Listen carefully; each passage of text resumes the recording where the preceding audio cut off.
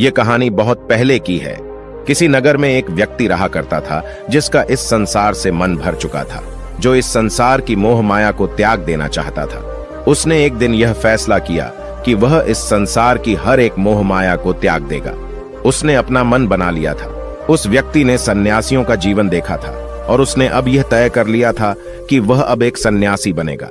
वह तुरंत अपने घर से निकलकर पास में रह रहे एक बौद्ध भिक्षुक के पास जाता है और उनसे कहता है कि मुझे एक सन्यासी जीवन जीना है।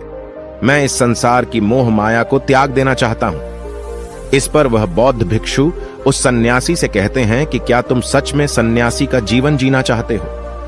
इस पर वह व्यक्ति उस बौद्ध भिक्षु के सवालों का जवाब देता है और कहता है, जी बिल्कुल। वह व्यक्ति कहता है, मैंने तय कर लिया है कि अब मुझे इस संसार की मोह माया को त्यागना है। उस वृद्ध की बात सुनकर बौद्ध भिक्षु कहते हैं, तो ठीक है, लेकिन तुम्हें मेरी एक बात माननी होगी। इस पर वह व्यक्ति कहता है कि मैं आपकी सारी बात मानने को तैयार हूं। इस पर वह बौद्ध भिक्षु उस व्यक्ति से कहते हैं कि आज के बाद तुम मुझसे कभी नहीं मिलोगे। जब मुझे जरूरत होगी तब तुम्हें खुद ही बुला लूंगा। हमारे आश्रम में 1000 सन्यासी रहते हैं। तुम्हें उन्हीं की तरह रहना है और उन्हीं की तरह खाना है, उन्हीं की तरह वस्त्र पहनना होगा और ठीक वैसा ही जीवन जीना होगा जैसे कि वे सब जी रहे हैं। इस पर वह व्यक्ति कहता है कि ठीक है गुरुवर, मैं तैयार हूं। इतना कहकर वह व्यक्ति उस बौद्ध भिक्षु को प्रणाम करता है और वहां से आश्रम की ओर चला जाता है। आश्रम में जाने के बाद उसे एक कमरा मिलता है। वहां जाकर चुपचाप बैठ जाता है। आश्रम में रहने वाले सभी लोग उसे चावल कूटने का काम दे देते हैं। वह व्यक्ति उन 1000 सन्यासियों के लिए हर रोज चावल कूटने का काम करने लगा। इसी तरह उसका जीवन व्यतीत होने लगा। उसे लगता था कि जब गुरुजी को उसकी जरूरत होगी तब वह उसे बुला लेंगे।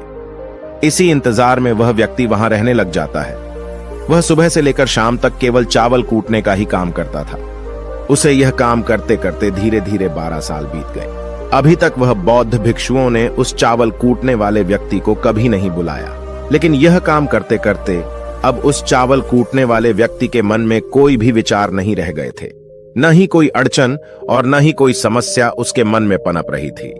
12 सालों के बाद वह बौद्ध भिक्षु कब बूढ़े हो चुके थे।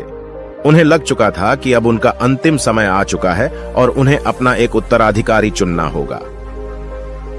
इसीलिए उन्होंने पूरे आश्रम में घोषणा करवा दी कि जो कोई भी मेरा उत्तराधिकारी बनना चाहता है वह देर रात में मेरे कमरे के बाहर 4 पंक्तियां लिखकर जाएगा और उसे उन पंक्तियों में बताना होगा कि जीवन जीने का सही तरीका क्या है, इस जीवन को किस तरीके से जीना सही है। इस जीवन का सत्य लिखना होगा, लेकिन एक बात याद रखना, उसे खुद के अनुभव के द्वारा लिखना होगा। किताब में कही हुई बातों को नहीं लिखना होगा या कहीं से नकल मारकर नहीं लिखना है। जो भी यह बताने में सफल हो जाएगा वही मेरा उत्तराधिकारी होगा। आश्रम में जितने भी लोग रह रहे थे वह सब उस बौद्ध भिक्षु को बहुत मानते थे। कोई भी उन्हें धोखा नहीं देना चाहता था। सभी भिक्षुओं के मन में यह चाहत थी कि वह उनका उत्तराधिकारी बने, लेकिन कोई भी यह काम करना नहीं चाहता था।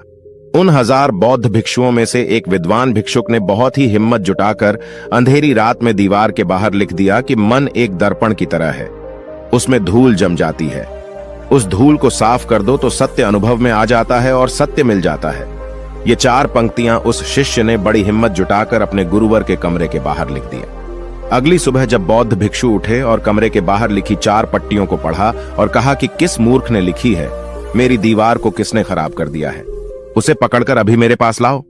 जब आश्रम में सभी लोगों ने पता किया तो पता लगा कि वह विद्वान शिष्य उन पंक्तियों को लिखने के बाद रात्रि में ही उस आश्रम को छोड़ दिया था, क्योंकि यह विचार उसके अपने नहीं थे और विद्वान शिष्य ने जाते जाते अपने कुछ मित्रों से कह दिया था, सुबह अगर गुरुवर को मेरी कुछ 4 पंक्तियां पसंद आई तो वह लोग मुझे बता देंगे, और अगर इन 4 पंक्तियों को पढ़ने के बाद गुरुवर गुस्सा हो जाएं तो तुम सब मेरा पता उन्हें कभी भी मत बताना। आश्रम के सभी लोग चिंता में पड़ गए कि कितनी अच्छी पंक्तियां तो लिखी हैं उसमें, फिर भी गुरुवर नाराज क्यों हो गए। इतनी अच्छी बात तो लिखी थी उसने कि मां ने दर्पण की तरह है, अगर उसे साफ कर दिया जाए तो उसका प्रतिबिंब अस्पष्ट दिखने लगता है। वे सब कहते हैं, चलो देखते हैं कि गुरुवर को ऐसा उत्तराधिकारी कौन मिलेगा जो उनके सवालों का सही जवाब उस दीवार पर लिख सके। वह कौन होगा जिसके पास इससे भी विचार होंगे। कुछ लोग यह सब बातें उस चावल कूटने वाले व्यक्ति के कमरे के बाहर कर रहे थे। वह चावल कूटने वाला व्यक्ति पूरी बातें सुन लेता है और जोर जोर से हंसने लग जाता है। लोग उससे पूछते हैं, इसमें हंसने वाली बात क्या है? तुम्हें इसमें क्या गलत लगता है?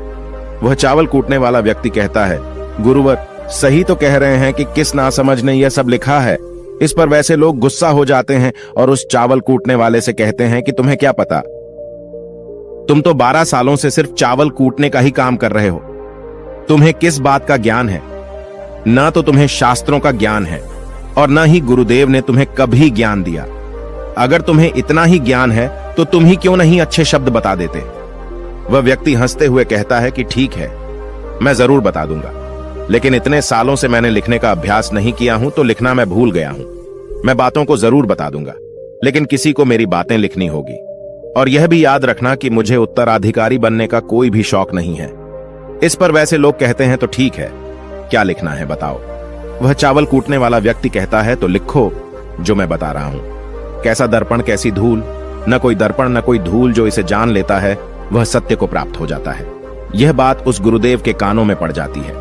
आधी रात को वह गुरुदेव उस चावल कूटने वाले व्यक्ति के पास आते हैं और उससे कहते हैं कि तुम यहां से चले जाओ, वरना यहां पर रहने वाले आश्रम के सभी 1000 लोग तुम्हें छोड़ेंगे नहीं। यह जोगा ले लो, तुम मेरा उत्तराधिकारी बनना चाहो या न जाओ, इससे कोई फर्क नहीं पड़ता। तुम उत्तराधिकारी बनो या न बनो, लेकिन जो शब्द तुमने कहे थे वही शब्द बिल्कुल सत्य हैं और जीवन के अनुभव को दर्शाते हैं। इसलिए मन ही मन मैं तुम्हें अपना उत्तराधिकारी मान लिया हूं। और अगर यह बातें उन 1000 आश्रम वाले लोगों तक पहुंच जाएंगी तो वह सब तुमसे जलने लगेंगे और तुम्हें चोट पहुंचाएंगे। यह लोग बर्दाश्त नहीं कर पाएंगे। यह चावल कूटने वाले व्यक्ति उत्तराधिकारी कैसे बन सकता है? जिसे कभी ज्ञान नहीं, जिसने कभी शास्त्र पढ़ा ही नहीं, वह उत्तराधिकारी कैसे बन सकता है? वह भला कैसे सत्य को प्राप्त कर सकता है? और यहां पर शास्त्र जानने वाले सभी लोग सर पीटते रह जाएंगे। इसलिए तुम यहां से चले जाओ, कहीं और अपनी दुनिया बनाओ और वहां के लोगों को ज्ञान से भर दो। इस पर महात्मा बुद्ध ने भी अपने एक शिष्य से कहा था, जब तुम्हारे मन की सारे विचार शांत हो जाएं, तुम्हारे भीतर विचार आना बंद हो जाए, उस दिन से तुम्हें सत्य का अनुभव हो जाएगा। तुम सत्य का अनुभव करोगे, खुद को भी और इस ब्रह्मांड को भी समझ पाओगे। और यही बुद्धत्व प्राप्ति का पहला कदम है। मन को शांत करने का पहला तरीका जो बौद्ध ग्रंथों में बताया गया है वह खुद के विचारों पर करना। इन्हें अच्छे से समझना कि आखिर आपके अंदर कौन से विचार उत्पन्न हो रहे हैं, आपके अंदर आखिर क्या चल रहा है। उन्हें अच्छी तरीके से और जागरूकता के साथ समझने की कोशिश करना, न कि अपने विचारों को दबाने की कोशिश करना। अगर आप अपने मन के विचारों को दबाने की कोशिश करते हैं तो यह गलत होगा, जिसकी वजह से मन और तेजी से भटकने लगेगा और बार बार भटकेगा। लेकिन जब भी आपको लगने लगे कि आपका मन बहुत तेजी से भटक रहा है तो तुरंत आप उस पर ध्यान देना शुरू कर दें। उसको जागरूकता के साथ देखें और अपने विचारों पर ध्यान दें। निरंतर प्रयासों के बाद आप पाएंगे कि आपके अंदर विचारों को जागरूक होकर देखने की एक आदत सी लग गई है।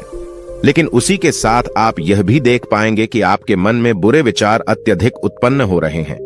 आपके मन में जो भी विचार उत्पन्न हो रहे हैं वह सकारात्मक भी हो सकते हैं और नकारात्मक भी। उनसे आपको कोई भी छेड़खानी नहीं करनी है, बस आपको अपने प्रयास पर काम करते रहना है। लेकिन यह अभ्यास आप लगातार करते रहे हैं तो एक समय आने के बाद आप अपने विचारों को नियंत्रित करने में सफल हो जाएंगे और उसे रोक भी सकते हैं। तब जाकर